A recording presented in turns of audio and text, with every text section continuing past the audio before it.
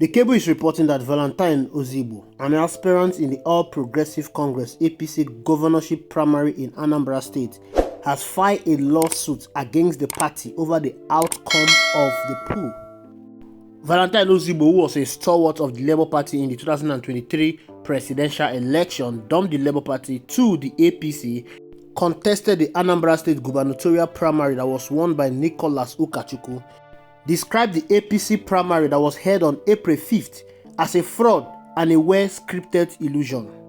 Ozigbo had filed a lawsuit at the Federal High Court in Awka, the Anambra State capital. The suit, which names the APC, Nicholas Ukachukwu, and the Independent National Electoral Commission (INEC) as defendants, seek to nullify Ukachukwu's nomination and compel the party to recognize Ozigbo as a rightful candidate. The originating summons asked the court to determine whether the APC violated its rules by allowing Ukachukwu's candidacy. According to a statement posted on his Facebook page, Ozigbo said that the party failed to conduct a legitimate primary and instead orchestrated a process filled with irregularities and violence.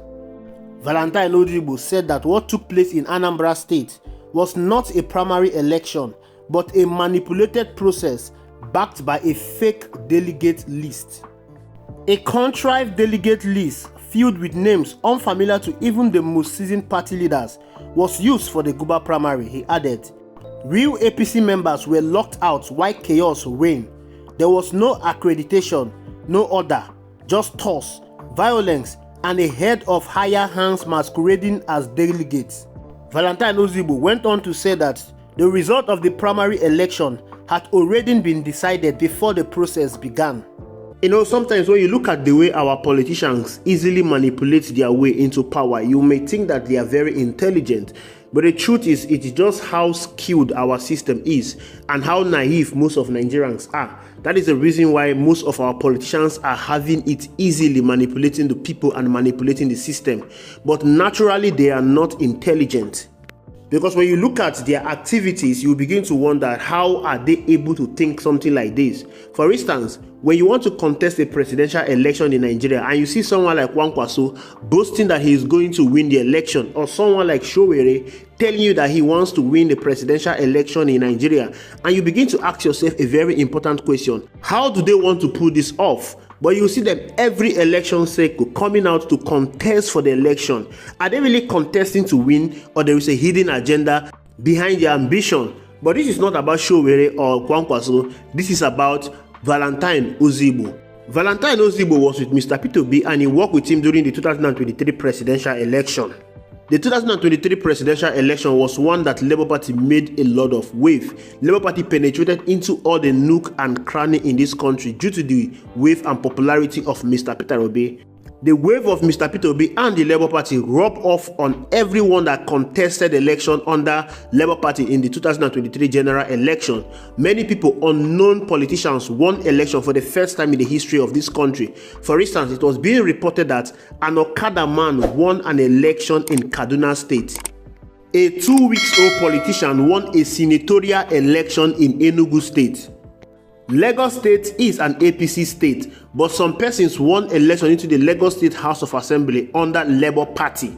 This is to tell you the frenzy surrounding Labour Party during the 2023 general election.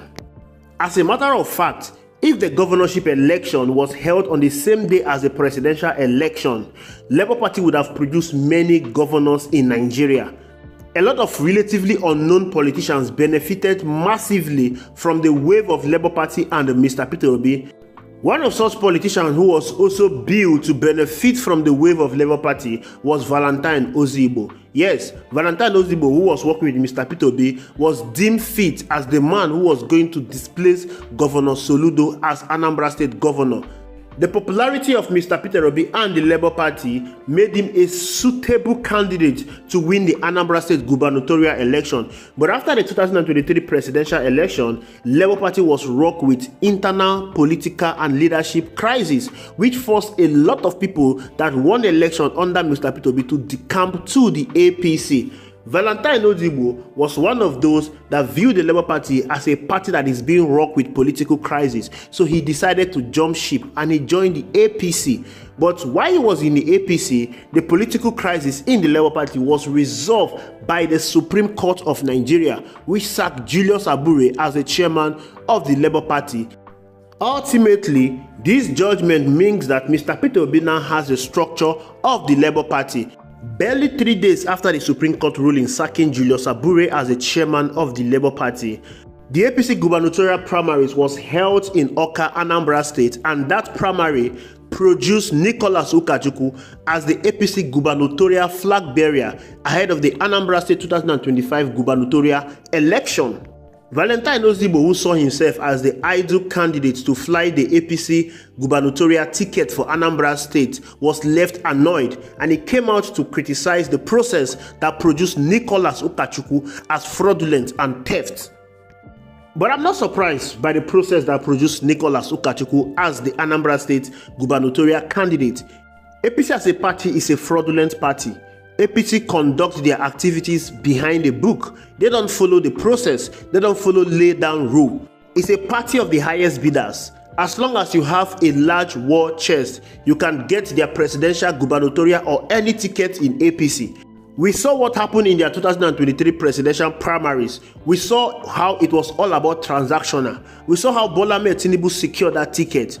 Valentine Ozigbo is aware of it. He saw everything that happened. As someone that was in Labour Party, he criticized the process. What exactly was he expecting from APC when he left the Labour Party and decamped to the APC? There were people on ground already in that party before he joined them. Was he expecting to override them? Was he expecting to overrule everyone and become the preferred candidate?